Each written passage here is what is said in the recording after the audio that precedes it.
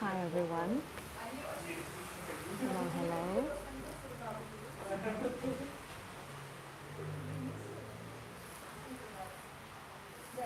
Please let me know if you can see me, if you can hear me. I'm not talking super loud now because I am somewhere. Actually, I just needed to find some place dry because of the rain. The rain really it's a big bummer because it was raining in the morning. Actually, it was raining the whole night, and it stopped at around 10, and it was nice all day long.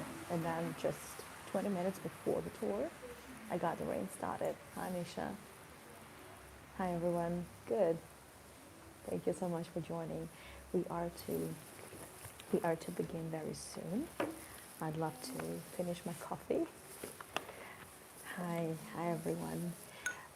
But since I'm already here, well, let's see what comes out of it. It might turn into a very wet tour, like a very wet one.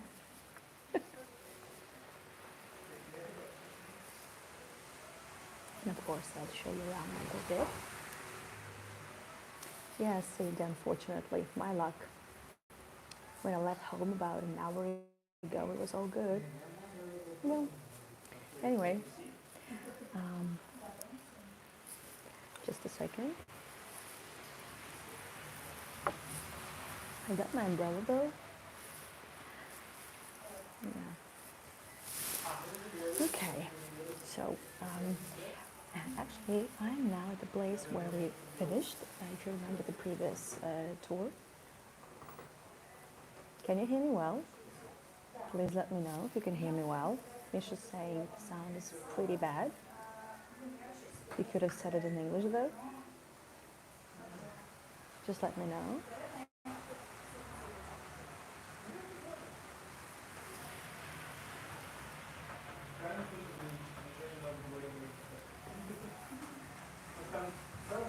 Leslie, you need to catch up on last tour. The sound is okay, so Misha, it could be something on your end. A bit muffled. Oh, this could be my hair though. Is it better now? This could be my hair. So yeah, I mean, you can hear the me and the rain. Okay. Jose, I'm gonna have to probably block you. So it's either you stop or I'll block you. Thank you for understanding. Hi Robin, good to see you. Thank you, Charity. Thank you so much. Thank you. Okay, so I'll be leaving now, and I'll be leaving actually, I'll be in the area where we stopped last time. It's not a big deal if you missed the previous tour. It's not like you're gonna miss out on anything. Of course not. But yeah, it's there. I hope. I hope the tour is still there. Hi, Lasta. Good to see you. Thank you so much for joining. Thank you, dear. And if you missed any of the previous episodes, all of them are already, they're not available in open access, but you can always contact me and I will send you the links to watch the episodes you need to catch up on. Okay, so let me switch the camera and I'll start moving. It's a very nice, very small cafe. Hi Cheryl, hi. Very small coffee shop. And it looks more like an apartment, I would say. Hey, Michaela, good another. It looks more like an apartment rather than almost like a coffee shop, which I really like. I don't want just the people, but I will just show you just a bit of an atmosphere, I would say. Different postcards, pics, people hanging out here. So it does look nice. It's very small. You see the window, the books, of course. You can grab a book.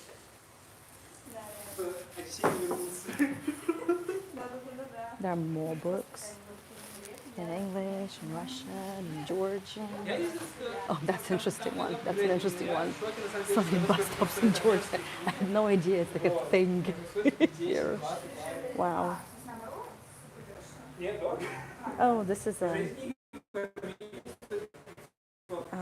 this is Osip Mandelstam, actually a fantastic Russian writer, poet of early 20th century. Wow, that's lovely.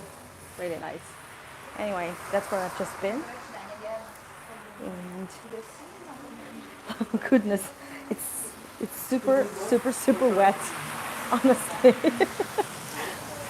Oh, my luck. Just my luck. Okay, I need to put you here to open my umbrella. I mean, I would have canceled the tour because this is not exactly what I want now. What I need, I mean, the rain. I haven't been feeling 100%. It is wet, it is wet. I haven't been feeling super well the entire week. I've been under the weather. And I mean, I'm good now. I'm okay on the mend. Yeah, but I would have canceled the tour, or I would have come up with something. Well, I would say from home. But since there was no rain the whole day, I was thinking, I was hoping, for mercy. No, the weather is merciless to me, but that's fine. That's fine. Sound is much better now because I'm talking louder. Because I decided not to be too loud in the cafe. Okay, give me a moment. I'm trying to just toy with it a bit. Only having two hands. Oof. Okay, that's what we're gonna do. So we are actually in the area where we stopped last time. If you remember, the last building we saw was a beautiful Art Nouveau mansion. Actually, kind of a two-in-one. Beautiful. That's where we stopped. And this tour is going to be a bit different because I will be showing you beautiful spots, but in between there are some, I would say miserable buildings because they still haven't been, taken care of. That's what I like to put it. But there are also gems that are so easy to pass just because, well, there are beautiful buildings just 2 minutes away from here, actually that way. Really beautiful. Even this building over there, I mean, it does catch your eye. This one, imagine how beautiful it used to be a long time ago. I mean, the ornate balcony, typical Georgian house for several families, and like in the 19th century. Now it's still a trade there, and it has always been this way. There has always been some fruits and veggies sold. And this is just the backyard of that avenue where now I'm gonna need to try to cross, or I would rather say sail through. Look at all that. Oh goodness. It should be pretty hot now, but it's not. Look. Okay. So I need to cross over there because I want to show you a real gem. And I just, oh, okay. So at some point I think I'm gonna need to take off my headset. Okay. I'm sorry, it's gonna be a wet tour, but the architecture is not going anywhere. The houses are here. So this is quite a spot. Actually, Misha is still here. And for those of you who have watched my tours of St. Petersburg, you may remember the tours on the square of the...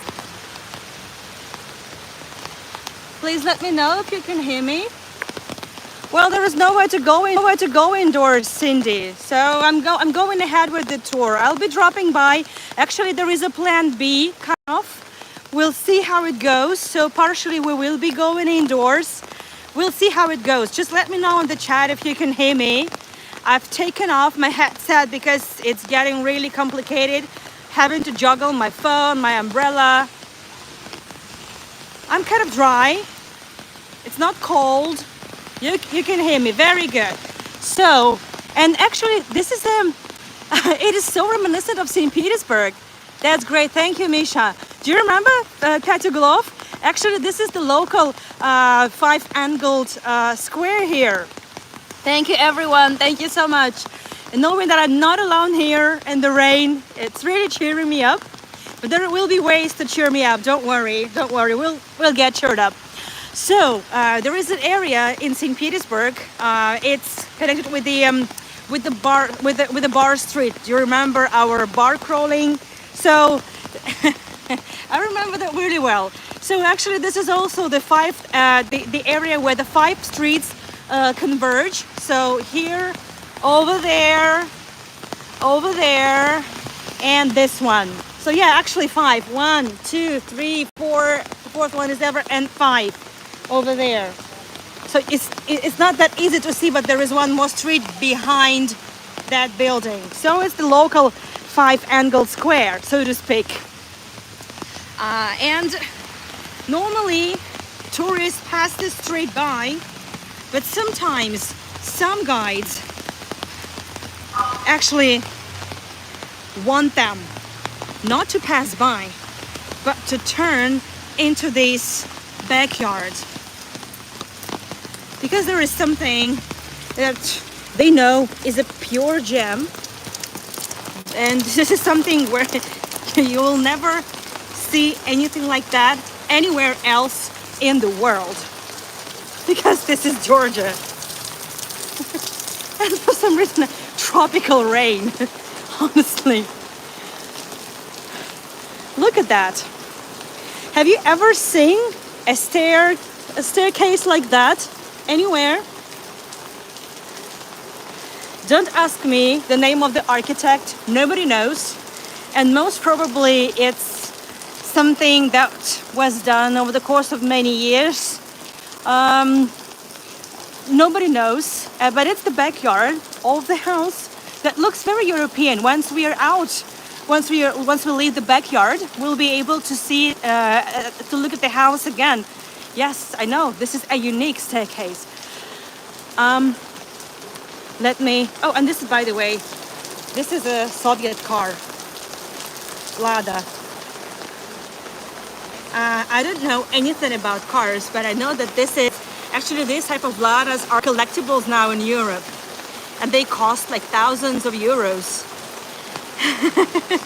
Thank you, Christine. Thank you. I'll try to just to go a little bit to the back, just for you to see a bit more. Let me do it this way. I know it looks intimidating and like dilapidating as well. This looks like a face to me a little bit. Like an angry bird. One-eyed angry bird. So this is exactly, I would say, the Georgian vibe. The beautiful, ornate. Let me do the following. I'll switch my phone to the vertical mode. But, I would have done that, but YouTube is not letting me do this. Okay, I just need a second because I need to put my headset somewhere dry. And we will continue because there's no turning back. But I promise we will be going indoors. That was my original plan, and now I'll stick to my original plan. Lada was robust and unbreakable in ex-Yugoslavia. Yeah, exactly. Well, this one is still around. Look. So it feels so much like home to me, honestly. And the rain, it makes it even more atmospheric and nostalgic to me. Goodness, I need a drink now. Oh. Misha, does it look like St. Petersburg backyard? Doesn't it? I mean, if you don't look at the staircase, because this staircase is absolutely unique. Okay, so I mean, it could have been worse. Last night, no, a couple of nights ago, we had thunder, lightning, like it was really scary and loud. Okay, once again, let me move this way. So, okay, I shouldn't step in there, but so that's what I was talking about. Look, I need to cross here. Okay. Oh no, I will not. I will cross there.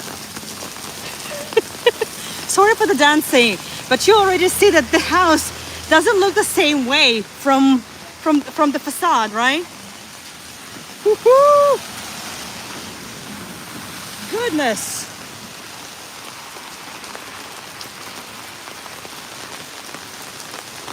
Okay, I'll do it this way then. The rain is really strong. Yeah, so that's what we're going to be doing. The house is nothing really special, and it's not really a very beautiful house.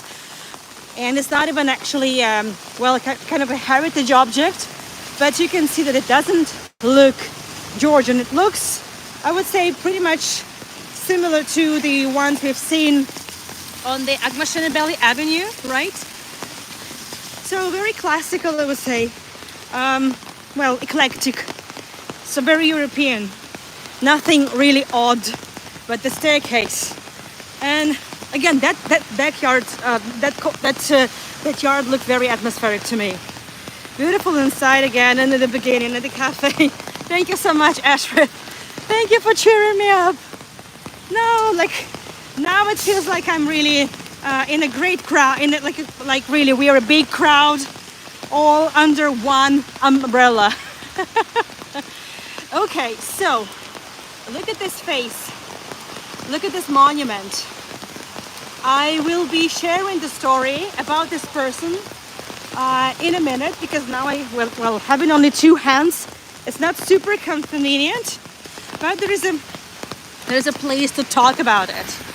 I'm not sure how much we will be able to cover during this tour, but starting from actually Monday, the weather should be good, like summer type of good weather. Hi Ronnie, hi everyone. Thank you so much for joining on this very wet tour, I would say. It wasn't supposed to be raining. It wasn't raining the whole day. Anyway, so there is a dry spot, and the dry spot with beautiful flooring. Look, this is just the foyer, just the entrance to one of the houses, and I think that's a good spot, because here I can tell you my story, and also you will see beautiful tiles from the 19th century. Original, in really great condition. Wish I could say the same about the house, but the time will come. I know that. The time will come. So, the street that we are now walking along, and the doors, by the way.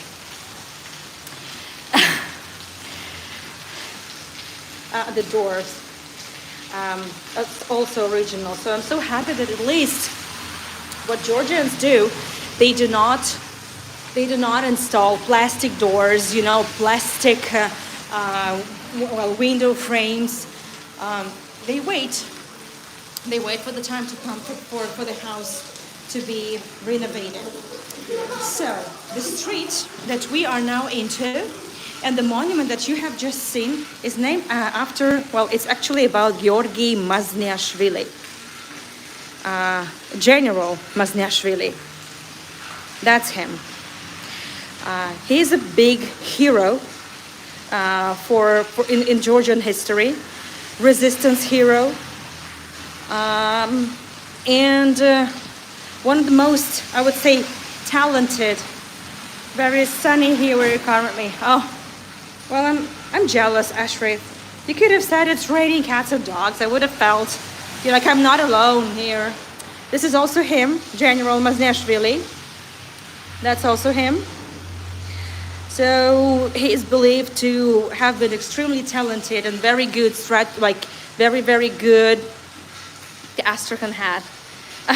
That's also him. Very talented. I would say very good in strategy, in the field. I would say, in the battlefield.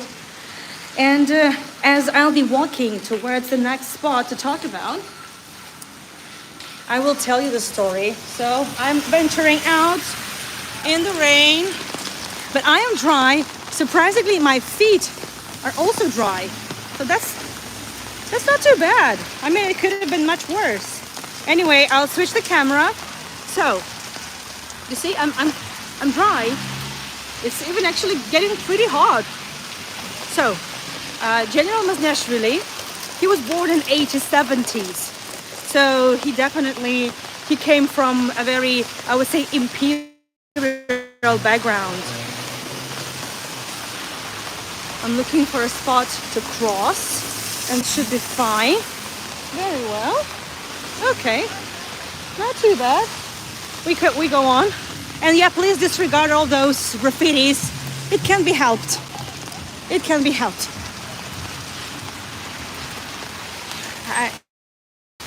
And starting from like really early age, he was placed at all those military educational facilities, and he was really always the best in class. So eventually, he enrolled for the army, of course, and basically the biggest issues at that time, while Georgia was still part of the Russian Empire, the biggest issues would be between, like in the, I would say, in the western part of Georgia. And now I need to cross because otherwise you wouldn't be able to see a thing. So I need to cross here. Wait a minute. Whew. Okay. So he had to protect the territories of Georgia at the coast of the Black Sea. Once I cross the street, I'll be able to show you the map. Hopefully, I should be able to. Okay. Oh yeah, there is a better spot here, I would say. No. Here. Yes. That's good. Please bear with me. I know.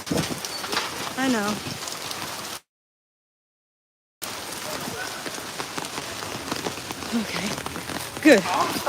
That's good. And there is a place to hide.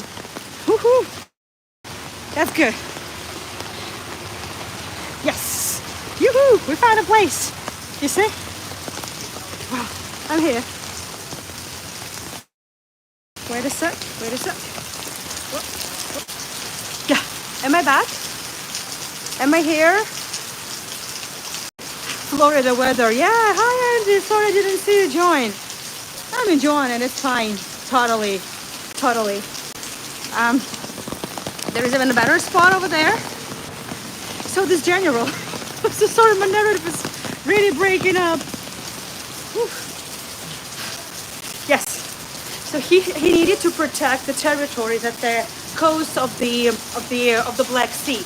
I want to show you the map, and in the meantime, you can see the beautiful yard and the beautiful helmet. So General Agmashenebeli, that's the one I'm talking about still.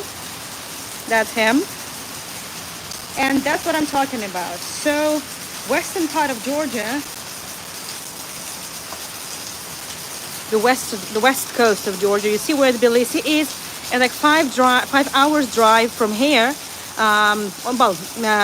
In car, there is a town of Batumi, and from Batumi, it's like a couple of hours drive, and you are on the territory of Turkey. Yeah, Marina, hi. I'm being poured on. That's not how I planned it, and it wasn't supposed to rain, so it just started. Like, who cares? Anyway, so you see Batumi. It's a popular resort, actually, not only among Georgians. Many tourists come visit Batumi, and it's very close to Turkey. Back then, in the 19th century, when in the period of still the Ottoman Empire, it was an issue because the Turks. The Ottomans, it's better to say the Ottomans, of course, than not just the Turks. Hi, everyone. Hello. Thanks for joining. They were always they would always attempt to snatch part of those territories, mainly because of the oil, but not only that, just also because of the territorial greed, I would say. Oh, I need to wipe the camera also. Give me a sec. Give me a second. I'll wipe the camera.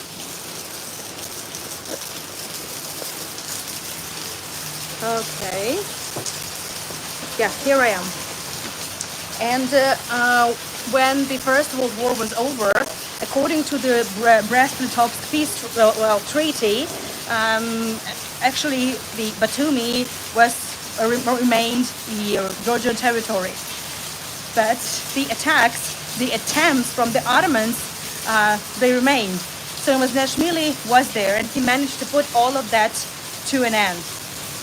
But then also you remember that by that time the revolution in Russia and the Russian Empire had already happened, right? So then the question was when the Soviets, well, when not the Soviets at that time, still the Bolsheviks come. And the question was if they would come to Georgia, and they came.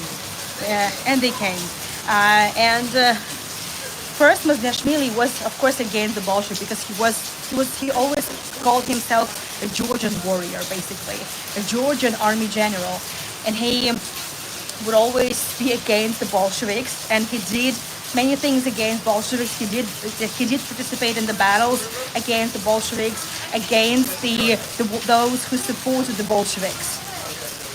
Can you hear me all right? I guess you would have told me if you didn't, right? And Agmashenebeli eventually, so he managed to push back some of the attacks from the Georgians who were supported the Bolsheviks, so to speak. At that time, Georgia was not invaded by the Bolsheviks yet, so it was still kind of, he really helped to extend the independence of Georgia. But eventually, so in early 1920s, in 1921, when the Bolsheviks invaded, and it's like the whole story in itself, and I will definitely share it with you some other time. And you also can hear the rain, which is, I hope, at least some kind of awesomer effect as well here, while I'm talking history. So eventually, one of the Bolsheviks, Georgian Bolshevik Orjonikidze, whom Misha and I mentioned multiple times in our tours about Georgians and in politics, he actually told him, Georgia is a Bolshevik country now. Georgia is also under Bolsheviks. So are you now fighting against your own country? So eventually he joined the Red Army, and because he thought he would do more to protect Georgia, because actually the Turks returned, and he managed to help. Some 2 years later, he realized he couldn't stay in the new Georgia under Bolsheviks. He was put, and he was just about to leave, as rumors have it. But, hi Sissy, good to see you. But something happened, and he was put into prison. Well, because originally he fought against the Bolsheviks, even though he actually, changed his mind and he joined the Bolsheviks, he was still considered kind of not fully trusted. That was the issue. And I'm telling you the story because it's dry, so I can tell you the story and then we'll continue. And he was put into prison. He was actually he was supposed to be executed. That was the verdict. That was the punishment. But 2 years after, somehow he was taken from the prison where he was, and he was transferred to Iran. And from Iran, he managed to escape. So somebody, we don't know yet who. Well, there are some versions, I don't want to give too much details here, but he escaped to Iran. And then from Iran, he escaped to France.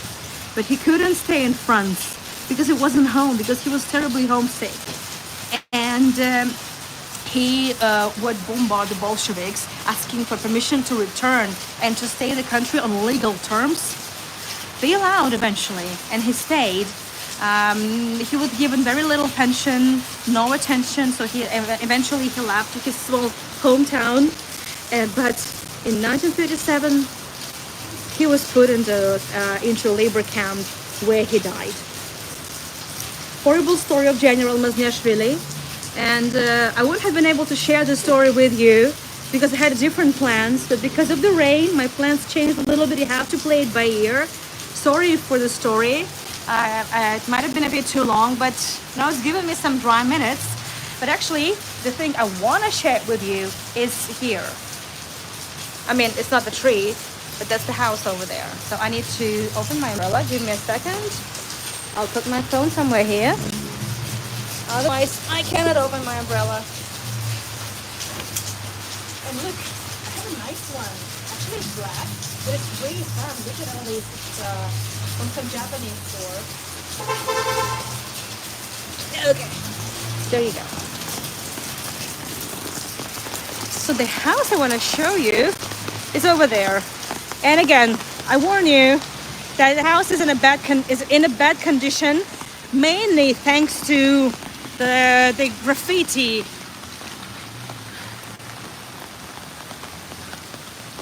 So there you go. Look at that.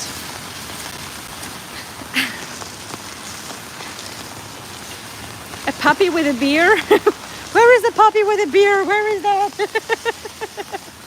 That's a pretty house. Look at that. So we need to. Okay, so I mean, let's cut it some slack. It could have been much worse. Yeah. So the plaster is gone almost, but all the ornaments is still there, right? Look at all that. So this is the perfect example of, I would say, still the transition period and kind of a budget version of eclecticism / Art Nouveau, because actually the building is still very eclectic because, oh, my umbrella. Oh, right. No, it's not a beer, Michaela. It's a muffin with whipped cream. I was thinking, where is the puppy with a beer? But Michaela is from Germany, so it's okay. You're forgiven. I'll cut you some slack because you probably see beer everywhere. I'm joking, of course. You know that, right, dear? Anyway, I'm talking serious stuff here. You know, I'm trying, really trying. In the rain. I want beer too. Where's my beer? Anyway, so look at this house. Actually, it is still built in the old way. Do you remember? So, and it has like enfilade layout. It's so true. So I know. I know, but anyway, we shouldn't generalize. I would say it's so stereotypical of me to say that. Anyway, let me zoom it in a bit for you so you'll see more details. So it's kind of, I would say, 19th century architecture that didn't employ any innovation such as metal supporting frame, you know, that would enable us heavy artistic presence. I would say too heavy, like really hardcore. And I will explain why. Just give me a second. And but yet which was kind of a budget version, as I said, because obviously all those metal supporting frame, I would say non-standardized window frames and entrances. Yeah, of course, that would have been a far more expensive project. But in terms of decoration, all the plaster work, it's like overloaded, beautifully overloaded. That's definitely too artistic, I would say. And the thing is, this house looks this way because it had an agenda. Leslie, thank you so much for the coffee. Thank you so much, everyone. If you wish to support me, on the chat on the very top, there is a pinned comment. And there is my link to buy me a coffee or my PayPal. Look, there is even, do you see? Yeah, so there are actually, these are notes, they're musical notes. Look, and actually, the person who built the house had an agenda. The person who lived in this house and designed the project was an architect himself. And to tell you his story, I need to go back under the roof. Otherwise, my phone will get wet and I will get sad. And I don't want that to happen. And look, my umbrella also has a cherry, some flowers. Architecture is my favorite of art form, of course. Oh, look, it's just a teaser to the next house we'll be talking about. Just a teaser. Wait. Okay. Okay. I'm good. I'm good. We're back. We're back. That's fine. So, let me fetch my other phone. So, the person who built that house and designed was an architect. His name is Mikhail Agmashenov. There you go. That's him. So you see, I couldn't deprive you of that house. I could but show you that gorgeous, gorgeous house. Mikhail Agmashenov. The cute umbrella. Yeah, I know. Mikhail Agmashenov, that's him. That's the only photo I've been able to find of Mikhail Agmashenov. And he built that house in very early 1900s. And he was only a beginner. So he just started as an architect. He studied in St. Petersburg, of course. In St. Petersburg Academy of Fine Arts. And this is where everyone, almost every artist in Tbilisi back then studied. And he just started. And he used that house, hold on a sec. And he used that house as an advertisement, basically. Basically a show off for everything. Thank you for the coffees. Thank you, everyone. Well, this is basically, look what I can do. So in that house, he employed all kinds of decorations available, right? So the music characters, the flowers, the different, like, you know, floral motifs, everything. You've seen that, right? So that's kind of really hard not to notice. And it worked. It worked. Because then he would be given really nice projects. Does this one ring a bell to you? This is one of the last houses we visited when we did Salalaki tours. The gorgeous Art Nouveau house. That's how it looks now. Do you remember we did that tour together with Grisha? Look, so that one of the projects he worked on. And you may remember, if you don't remember the facade, you may remember the foyer because we were able to visit. And that's exactly the house that still has from actually like 1900s, it's still early 1900s, it still has the glass that was delivered for this house specifically from Venice. It's still the Venetian glass. And the original early 19th century tiles all over the floor, the walls. So that was the house. Kind of a big deal. So now, just to kill two birds with one stone. You see that house over there? I just gave you a sneak peek. That house over there. That house. I will show it to you because it's just basically on my route to the next spot. And this is a residential house. There's not really much information about it, but there is something to see there. But because I also want to show you my phone, I want to show you an illustration, well, a photo. I'll show it now, and then I'll give you the story, and you'll be able to see the house in full. That's the photo from the inside. That house has a lot of stained glass. And that's what it looks from the inside. When the sun shines, it looks just really majestic, I would say. This is not my photo. I've never been inside the house. It's a residential house, and it's also now, thank you, Bonnie. Thank you so much for the coffee. It is also now part of the workshop of an artist, local artist, but I've never been inside. Every time I'm here, it's closed. So it's, I don't know, it's my luck. Maybe it's not really operating now. So it's time to venture out again.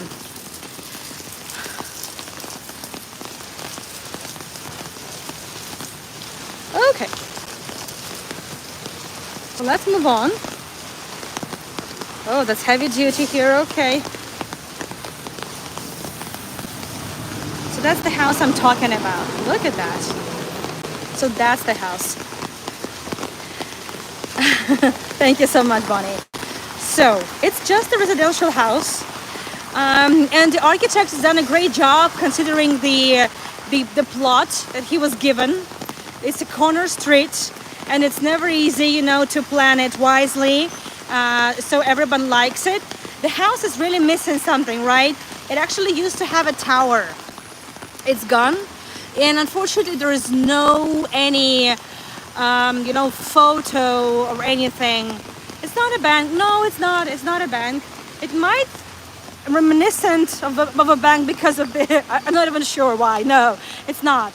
And you can see that there is now lights on, and you can see a little bit of the lights coming from behind the stained glass. But it's not just the stained glass. There's also something else there. Can you see all these lattice work?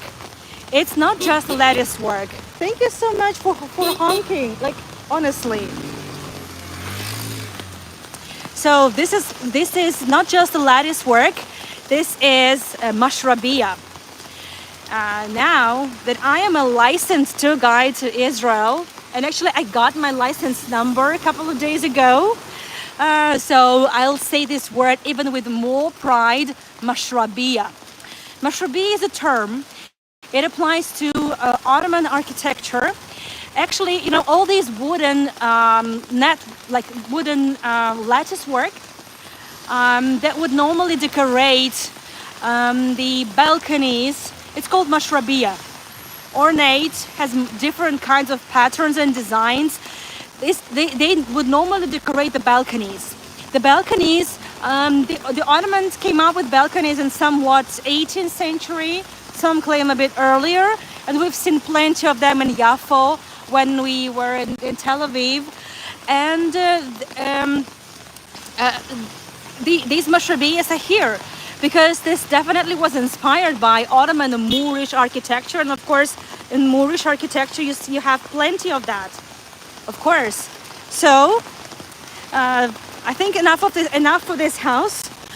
And the idea for this mashrabiyah is, and now it's an issue for me to cross, of course. Wish me luck. Okay, wish me luck.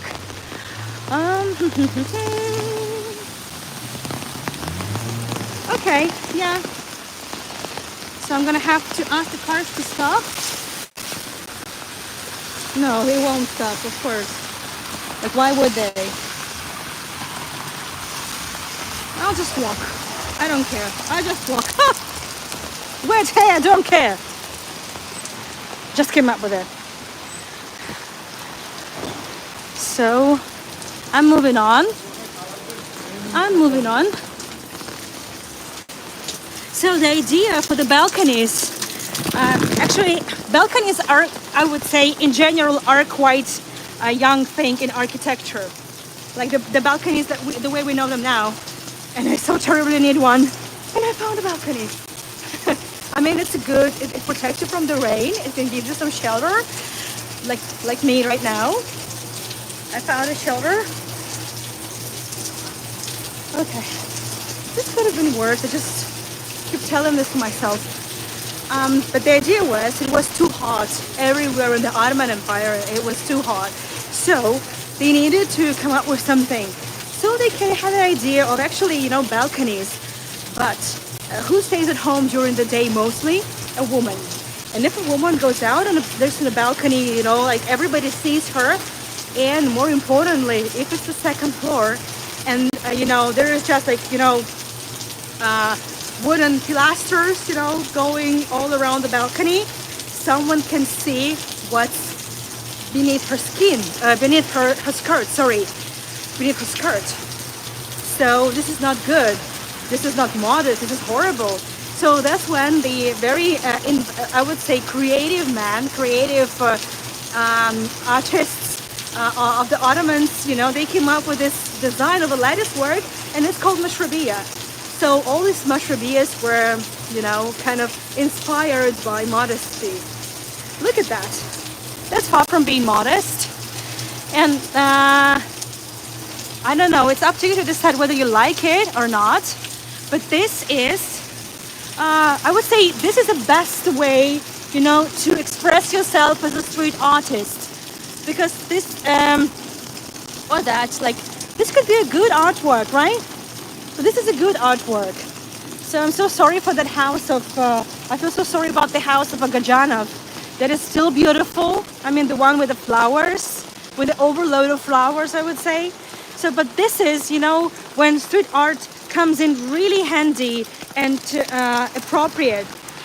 This is the ugly Soviet building of a textile factory. And how do we know that?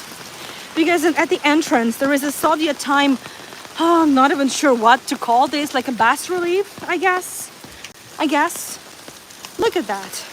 So it has everything. So it has this Arachna woman, right?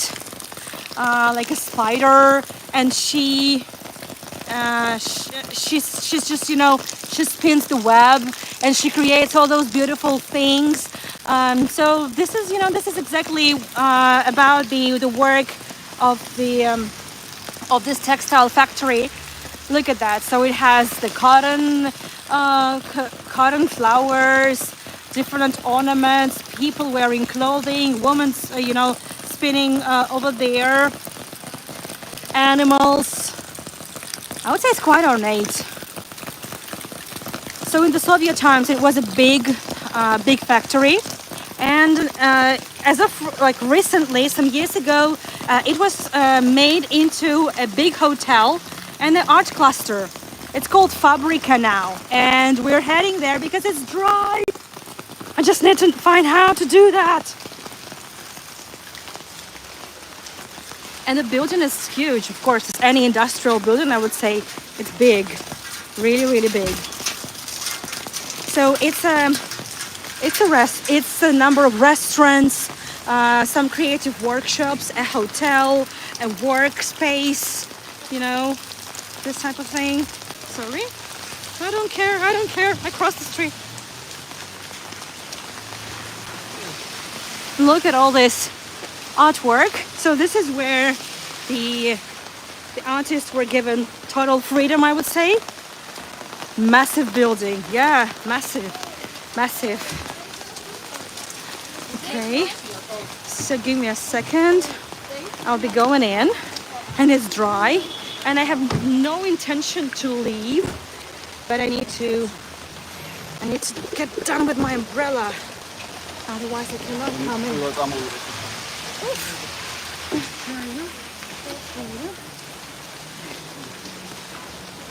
Whew. Thanks. Okay, there you go. We're dry.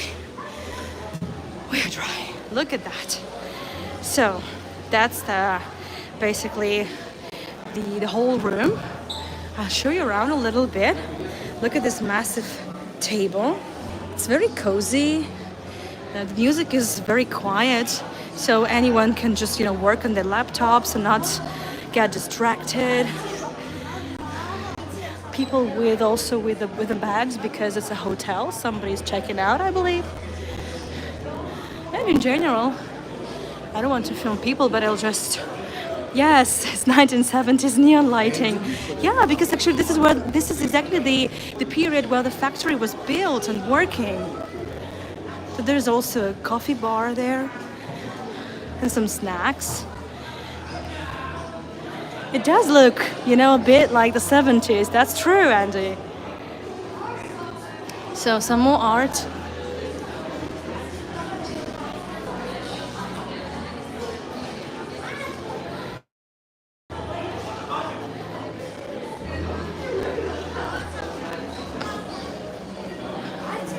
So the hotel is on the upper floors, and it has a nice courtyard also. And I'm gonna have to pop outside again to show you the courtyard, but just for a while, just you know, from the outside for a sec, because it's nice and cozy and atmospheric. So that's why I need to do that. Thanks so much. Okay, so give me a sec. Yoo-hoo! There you go. Sorry, it was probably too fast. Has a big disco ball over there.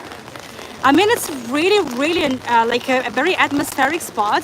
very creative, very artsy, I would say, and just nicely done on a hot summer day. It's really nice to sit here and enjoy a cold drink. So you see, so you're in the courtyard of a former factory.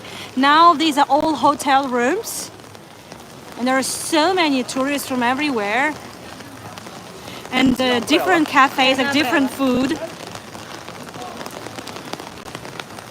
Okay.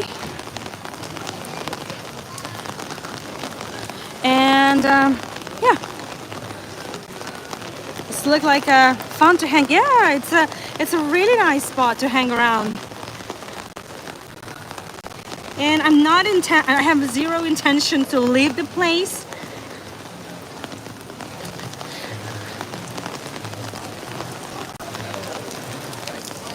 So that's the disco ball. I wish it was turning. I wish it was on. But it's not the last time I'm here. And it looks like the next tour I'll be doing is also, I'll be doing it starting from here. So there's less of a vibe because most of the tables are actually in the uncovered area. But not all of them. I love that photo booth in the old, I'm not sure if it's a Beetle, but it's like an old car and it's a photo booth now. Over there, photos. Yoo-hoo! And that's like all the spots that they have here. Georgian food, like European food, Asian food, coffees, all sorts of places. All sorts of places, for sure. A camper van, yeah, a camper van, yeah.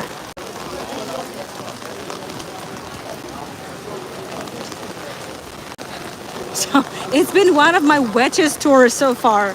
One of the wettest, probably the wettest one was in Peterhof, where me and Oscar got totally wet, and Oscar had to spend the night on the radiator. I remember that. I really had to squeeze the boy, the boy bear. And so let's see. I actually might see a beautiful shop over there, and it's dry, and it has all these crafts here.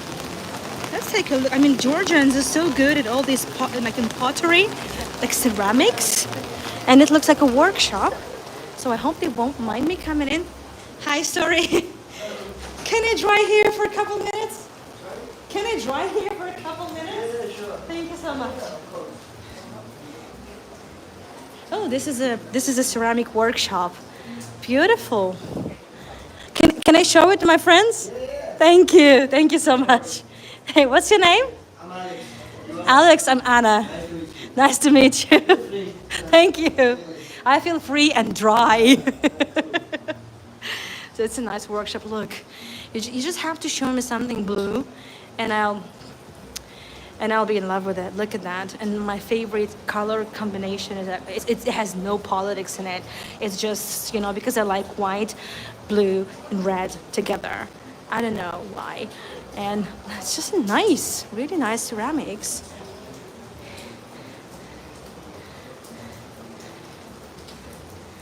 And the flowers. I mean, it's so simple, but it has a taste in it, right? So lovely. Whew.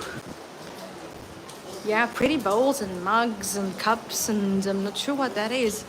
Looks like maybe a jar or a vase for like one flower. Lovely pottery, absolutely. And I love the colors. I love it's like pastel palette that they use. Lovely. Oh, the beautiful chest. And just look at that. I mean, like that. I'm not sure if it's a candle holder. I need to see. Oh, it's empty. Yeah, I'm not sure. It looks like you see, it's not even a vase. I'm not sure. Maybe it's for a small candle. Yeah, could be. But just beautiful anyway. I love these flowers. And I love this beautiful chess board from ceramics. Wow, pottery chess. Okay. Beautiful. So it costs 320 laris, which is a bit over 100 US dollars, because like 1 lari equals to 30 something US dollar cents. Yeah, my son Risha now plays chess every Saturday. He goes to a chess club and he's doing pretty well there. This gorgeous chessboard, absolutely gorgeous. And I just love these ones too. There are more. So, oh, this is nice. So you see, this is kind of, you have to go to these type of places to see some really unique stuff. So local designers, you know, nice fresh ideas, something offbeat, and you know, you have to know the places. So, well, had it not been the rain, I wouldn't have shown this beautiful stuff. So again, I have to, you know, come to terms with this horrible rain. It really ruined my plans, because the plan was to take you to a very special place, but I'll take you there next time. So don't worry about that. We will see everything, but just a little later, like next week. And by the way, the tour for the next week is already up on my website. So it's annayaguy.com. I'm sure most of you already know my website, but just in case. And tonight I'm doing one more virtual tour. It's going to be about Nicholas II. I'll be doing it for both virtual tours. It's the museum in Moscow of Nicholas II and the belongings of the Romanov family. Oh, looks nice. Yeah, I hope we'll be able to see Tbilisi in sunlight. I mean, it's gonna be golden hour. It's gonna be nice. It's not gonna be hot because it's gonna be the end of the day. More nice stuff over here. Oh, these are really nice. Are those pins? Yeah, those are pins. Really nice. Lovely, gorgeous.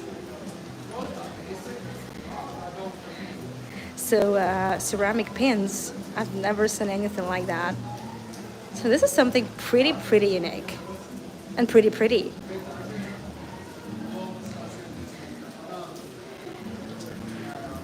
Yes, Ashraf. So the since the website of the Together Virtually hasn't been working properly, I suggest switching to my website, and the link is there on my website anyway. And tomorrow I'm doing 2 tours. One of them I'll be taking you to Tbilisi. It's about an hour's drive from Tbilisi. This is another German colony, and tomorrow on that tour we'll not only will be walking past the old streets with like German houses. 19th century. I'll also be taking you to an old winery and to a new winery. It's gonna be there, you know, in Tbilisi. And of course, the next episode of the Russian Museum is also same time tomorrow. annayaguy.com. This is the website. And of course, I would appreciate your support. And I'm gonna need a glue wine or something right now. No, I can't have the glue wine. I can't have alcohol because I'm still taking the meds. I'm feeling all right, but I have to, you know, finish with antibiotics, just like the doctor ordered. And yeah, so that's basically it. I'll see you very soon, in a couple of hours from now, in the Museum of Nicholas II. Oh, sorry, and unfortunately that tour will not be recorded. I mean, the virtual tour do not provide recordings. But Michaela, I have the recording from the first time, from the first round of the tour. So just contact me, I'll send you the link. Thank you so much everyone for joining. Again, I'm so sorry that it definitely ruined my plans, unfortunately, because the plan was a bit different. But I'm happy we've enjoyed some storytelling in the rain. And I'm so happy that you found the tour delightful. Thank you so much. It means a lot to me because, you know, when you have to play it by ear, you never know. Thank you so much. And yeah, so we had to play by ear. We had to like change some spots, but on the tour tomorrow, well, it will be recorded, and I will share the recordings on my YouTube channel. As you know, still as of recently, I've been sharing the recordings of my tours for a limited time, like about a week or so, on my YouTube channel. So you'll always find me there. On my website, anayagai.com, there are links to my socials, to my YouTube. It's all there, Michaela. And I really like that puppy with a beard. That's nice. Thank you so much, everyone, for joining. And just to wrap this up, this looks like a nice postcard. And it's a beautiful, beautiful ceramic workshop. Thank you for joining. I'll see you in a couple of hours from now in the Museum of Nicholas II. Bye-bye. Bye-bye, Cindy. I just love these. I just love these. Look at that. That's the perfect way to wrap this up. Bye-bye.